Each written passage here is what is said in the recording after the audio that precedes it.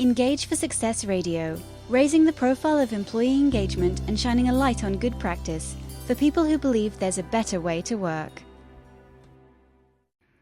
Good afternoon and welcome to Engage for Success radio show number 643, Leading Through Change, HR, Engagement and the Future of Work. Today we're going to be talking about how HR has evolved, what lies ahead for the profession, the role of engagement in modern organisations, and whether we can be optimistic about the future of work in an AI-driven world. I'm Jo Dodds, your host for today. I've volunteered with Engage for Success since 2012, and in my day job I'm Director of Operations, Communication and Culture for Chirpy Heat, the UK's leading heat network specialists in the housing sector. The Engage for Success movement is an inclusive movement committed to the idea that there is a better way to work by releasing more of the capability and potential of people at work. We spread the word about employee engagement and shine a light on good practice, inspiring people and workplaces to thrive. And we're widely supported across the UK, involving the public, private and third sectors. If you go to our website, engageforsuccess.org, you can use the link at the bottom of the page to join our newsletter list, and all our social media links are there too.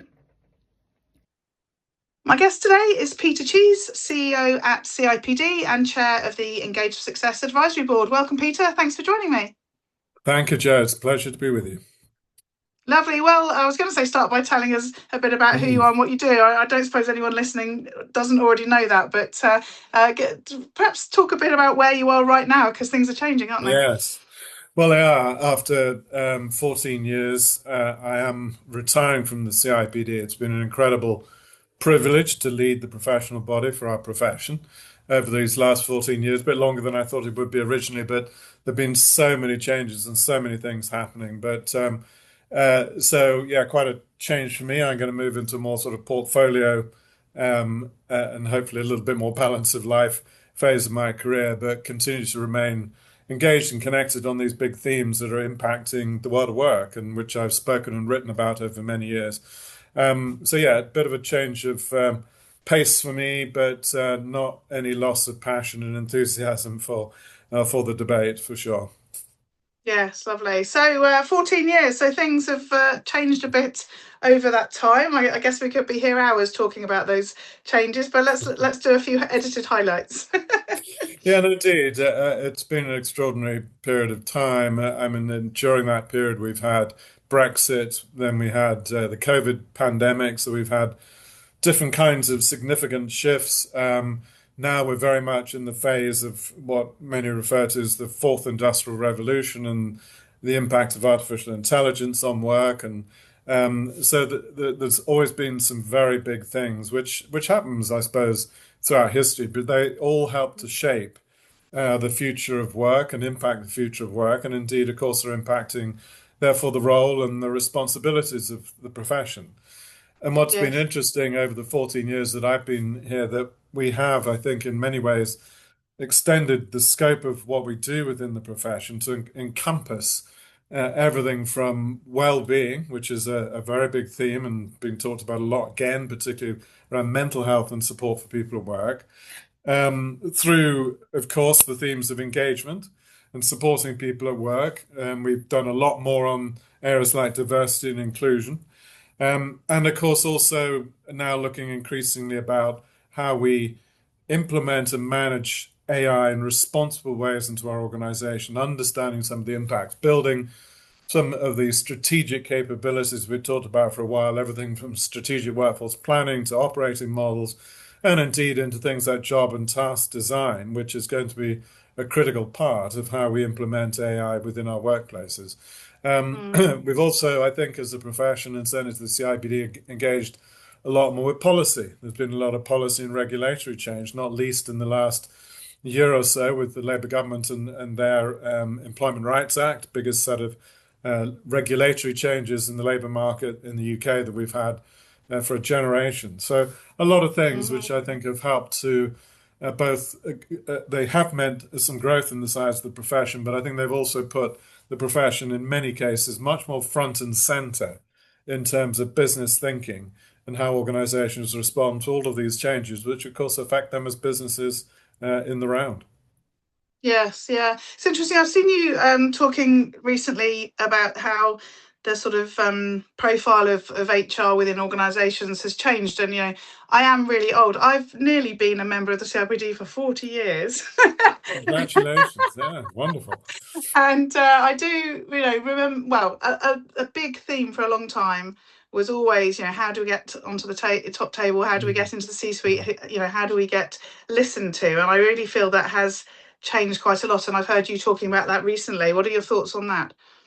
Yeah, I absolutely agree. Joe has changed. I mean, given all of the context that I just briefly touched on, that has meant that all these issues have become very strategic to every organization. And even if you look at it from just the perspective of how do I attract and retain the skills and talent that I need, which is still often a struggle for many organizations. How do I help get the best out of people through productivity and performance? I mean, these are real business issues. And of course, embedded into those ideas are things like diversity and inclusion, and there are things like well-being, and there are things like better line management, people management capabilities within organizations. So I think we absolutely have made progress, and I have long ago stopped talking about whether HR has a seat at the table or not. I think the vast majority of organizations it does. And I profoundly believe that the seat is there. We've just sometimes got to show that we are capable of filling it. Because to be in an executive team or a leadership team, you've got to be able to understand the business context and you've got to bring your professional expertise. But you also need to be able to contribute on all of the issues that are affecting an organization. And as I said, certainly be able to articulate the people agenda in the context of the business agenda. And making the case for the many things that we do as a profession and why they're important. It certainly seems that is stronger in organisations, but also almost just listening to you talking about the sort of breadth of the role, or thinking also about the amount of specialists who I meet who are just looking at wellbeing, or they're just looking at performance, or they're just looking at L&D or whatever. It feels like a much more complex role if you're in a generalist role than ever before. And you've done a lot of work on that in the CIPD, haven't you, in terms of education and broadening people's knowledge and expertise?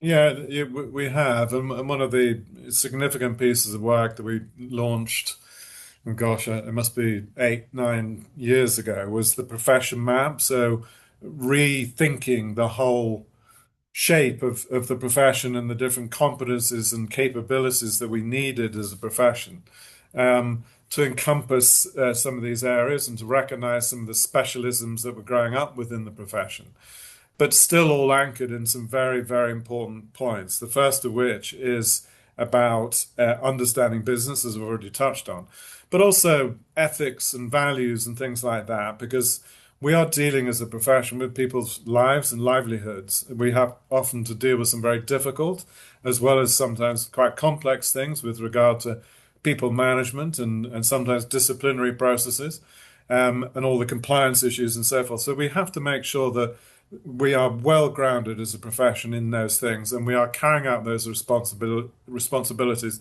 ethically and responsibly. And then balancing what I'd sometimes describe as the three major dimensions of the profession. So one is around risk and compliance, as I said, and that work in many senses has grown because of regulatory change. We also oversee the largest costs in businesses, because people and the fully loaded cost of employment is in the vast majority of businesses the largest cost element. So when businesses are trying to manage their costs, obviously HR gets very involved in that. A lot of restructuring may come as a result of some of those things. And again, we have to carry out those things responsibly with a mind both on the management needs of the business, but also the workforce needs of the business in times like that. And then the third dimension is very much about demonstrating value, and particularly strategic value. So more long-term planning, strategic workforce planning, operating models, things of that nature. And it's the balance across those three, and that also speaks to the idea of the scope of the profession, which we've embodied, as I said, within the profession map, and then built training around all those different elements, but anchoring it all in very much those sort of common themes and common ideas. And I think it is helping the profession, because at the end of the day, we need to see ourselves as a profession. And we need to invest in ourselves in order to make sure that we have the confidence and the credibility and the capability to deal with the different dimensions of the profession, as we've already touched on. And I've often said in the past, and I don't think I've generally been contradicted, is we can be a bit like the cobbler's children.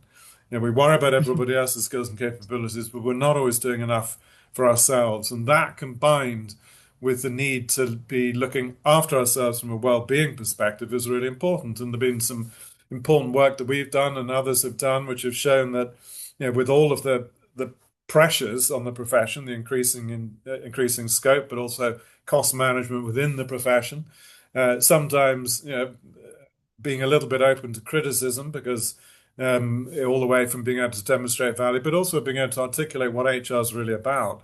All of those things also mean that people in the profession do feel the pressure.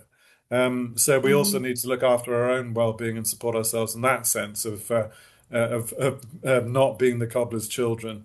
And I think those are very important constructs in the idea of professionalism as well.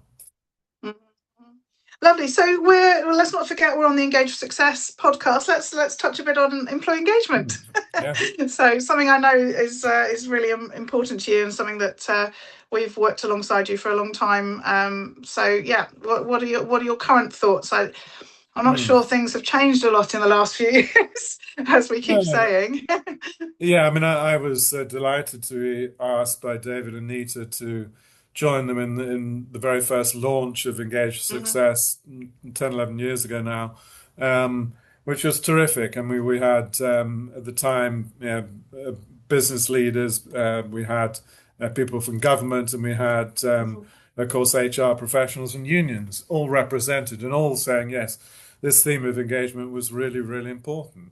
I think the work of Engage for Success has continued to fly the flag for not just the importance of engagement, but understanding what drives engagement. And then in turn, what is the link between engagement and performance and business outcomes? And, I think over the years, the thinking has matured, but the fundamentals and certainly the four key enablers, which the first report came up with, have been very enduring, which is a good thing to see. I think what I have seen there with engagement is it is to some extent morphed a little bit in with a strong overlap with ideas like well-being. So sometimes we'll talk about engagement, sometimes we'll talk about well-being. Now they're like interlocking circles in many senses, because I do believe, particularly when you talk about sort of mental health and safe cultures and all those other things, and having support from your line manager, and they are all things that you could also ascribe to what creates engagement. But yeah. I think people would struggle to be engaged if they weren't themselves feeling that their well-being was looked after. So to some extent, the sort of field of engagement has morphed or grown a little bit to encompass some of those ideas, as well-being has sort of grown as a theme. As we know, we've also had people who've criticized what they would say is the legitimacy of research, if you will, that absolutely shows the link between engagement and positive business outcomes like performance and productivity. I think there sometimes things can get confused between causality and correlation, because at the end of the day, engagement is the outcome of a number of really important things, and the four enablers make that clear. In turn, I think anybody, if you ask them to say, well, I'm going to give more of myself to the organization, going to be more committed, I'm likely to stay there longer, etc., if I feel engaged and I feel supported. And there's plenty of evidence that shows those things. But I think, as I said, sometimes when people have tried to show very hard-wired links between, say, engagement and productivity or engagement and performance, it can fall down a little bit in this sort of, but there are intervening variables and causation correlation type ideas. But I don't think it removes the fundamental premise that most people would accept, that if somebody is engaged, then, as I said, they're likely to give more of themselves. They're likely to be more loyal and stay with the organization. And of course, help and support others around them, which is all part of what good cultures are about in any organization. And I think engagement continues to be measured in those terms as well. Yes, yeah, yeah. And I sort of, and half flippantly, but I was sort of serious, just, before we started that little section, saying that things don't seem to have changed that much in, the last however many years. We do our own research, as you Hmm. know, and we've seen a small shift since before COVID, after COVID, in engagement levels. And it always seems to me like engagement, on the one hand, as you said, seems really simple in terms of what it looks like, what it should be, and what Mm. we know about it. But actually, of course, all the things that you said that affect organisations affect how we engage people, day to day. So, with the best will in the world, sometimes these things don't happen, even though we all think they're a good Yeah. idea and so on. Yes. What are your thoughts on that? Because it is so hard to have a really engaged workforce, but also so simple. But how.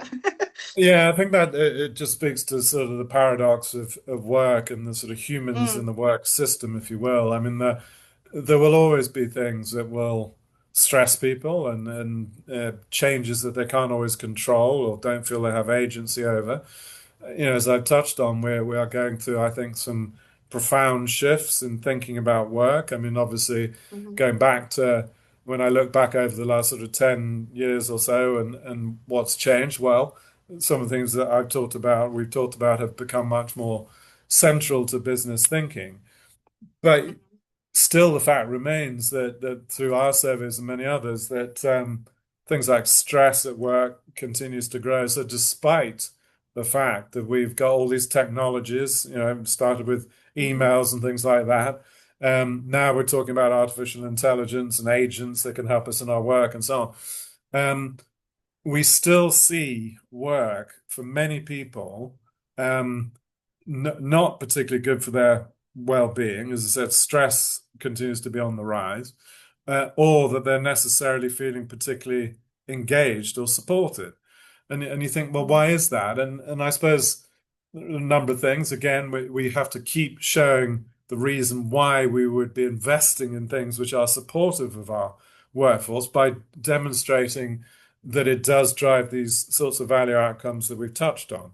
Because when businesses are under stress, financial and economic stress, and we are living in very uncertain economic times, it can become too easy to sort of cut through certain costs in the budget, which others might not see as being directly related to driving business outcomes and results.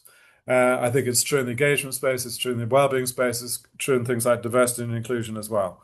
So we need to continue mhm, to keep making the case. Um, but those do create some of these paradoxes, as you said. On the one hand, yeah, you'd say, well, engagement is important. On the other hand, you get some of these other pressures. We still seem to struggle in really sustaining positive mhm, engagement going forwards. And I think that has a lot to do with, as I said, the stresses and strains of work, the uncertainty of the economic environment, the cost of living. Um, Frankly, also still cultures where there are too many conflicts in the workplace, which don't help either. Um, and then even looking a little bit further ahead, perhaps people's sort of concerns, which may be growing around, is AI going to take my job, or what will it mean, or how do I mhm, upskill, or is my organization going to look after me? So, in other words, yeah, work is part of society is part of work, and we're influenced by the things that go on around us, and that influences us as individuals as well as collective groups of people trying to work together in organizations. mm. How much do you think the sort of media and the sort of messaging effects? Because exactly what you said about sort of AI taking jobs. I was reading something the other day where somebody was saying that they thought in some ways AI is creating more stress because it's adding to our workload rather than taking anything away at the Mhm. moment. We're sort of bolting it on rather than changing fundamentally what we do, and maybe that's causing more stress than it's solving.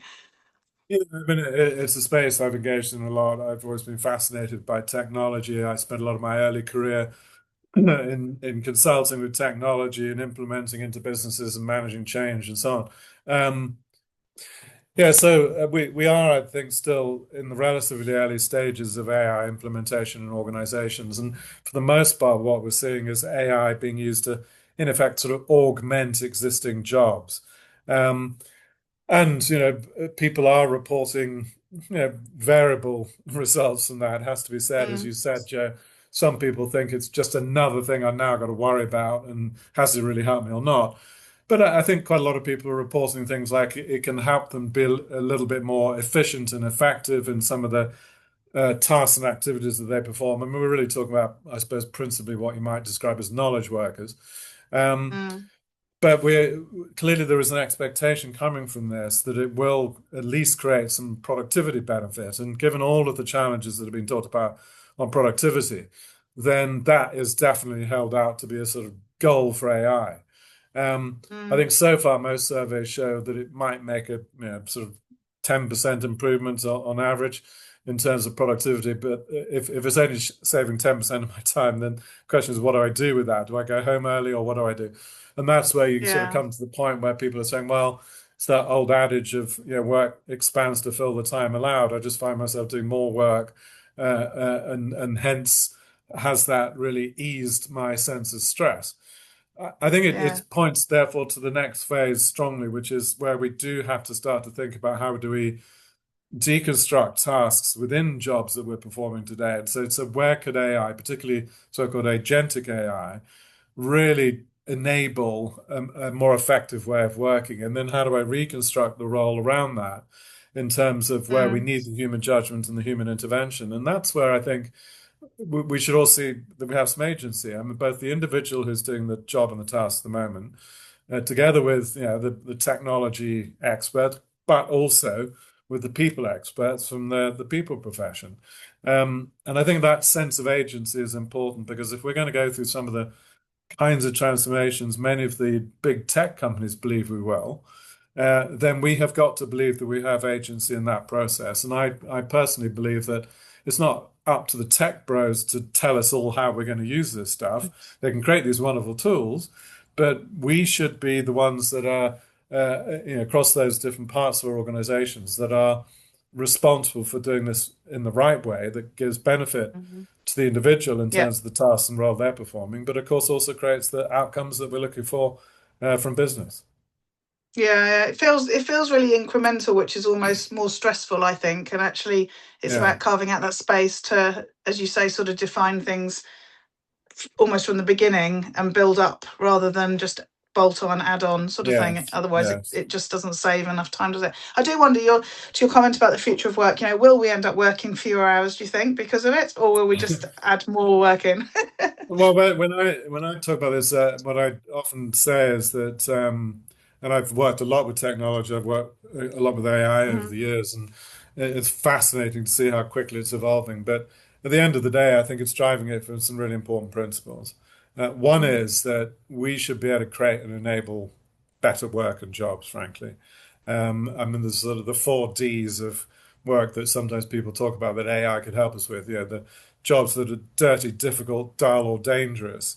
And it's not that the whole job might be like, but some aspects of people's jobs that could be perhaps automated or using, particularly as I said, agentic tools to enable mhm, us to make better jobs. And that should be a goal because we've done a lot of work at the CIPD over the years as to what does make a good job. We know what the parameters are. We've run surveys on it. It also links closely to the work that you've done through Engage for Success and things like engagement. So we know what good work looks like.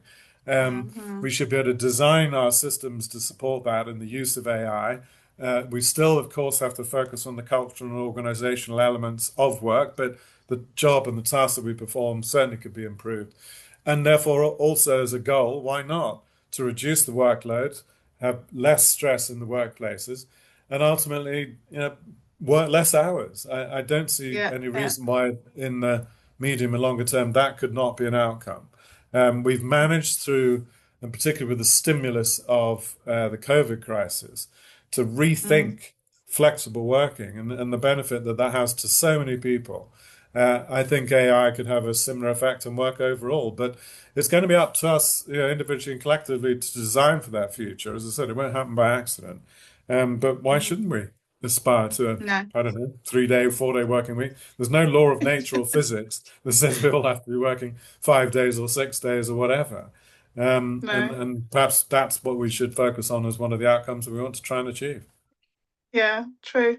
Lovely. I think that's a really good place to end, Peter. Thank you. No, it's always nice to end on a positive note, isn't it? But yeah, Yeah. I often think I wish I could sort of time travel and come even. 5 years, because there's a great quote by, I don't know if you originated it, but I've certainly heard it come from Bill Gates, which is that we tend to greatly overestimate what will happen in 2 years. And I think you can see that at the moment. There's a lot of hype around AI and what it will do. But we significantly underestimate what will happen in 10. And I think we will see real changes in workplaces, I'm sure, in the next couple of years, and the rapid advances in investments in technology. Um, but I think the real changes will really start to become more apparent in 10 years. And it's also important, I think, in all of this, just to sort of finally observe that organizations and governments and all of us need to support are people in terms of upskilling and reskilling, so people aren't left behind. And I talk about the idea of a just transition. Um, we also need to pay attention to young people and opportunities to work. The recent Milburn report again highlighted some of the challenges, and I think we are seeing where organizations either are or are assuming that they can reduce some of these more what we would have described as entry-level jobs, going back to where we are with AI, some of this more routine activities. But those bring about these wider questions. And I think these are going to be very, very big collective questions for us all through the educational systems, encouraging things like lifelong learning and business working together with education and government policy. But seeing these as societal challenges together with business in creating a future that's good for everybody. Brilliant. Thank you, Peter. Really good to talk to you today. Thanks for joining us on the show. Yeah, thank you, Jo. And just to let you know, next week, Jo Moffat will be back with Sarah Perugia, and they're talking about what truly drives connection, trust and engagement for women in today's workplaces. Engage for Success Radio, raising the profile of employee engagement and shining a light on good practice for people who believe there's a better way to work.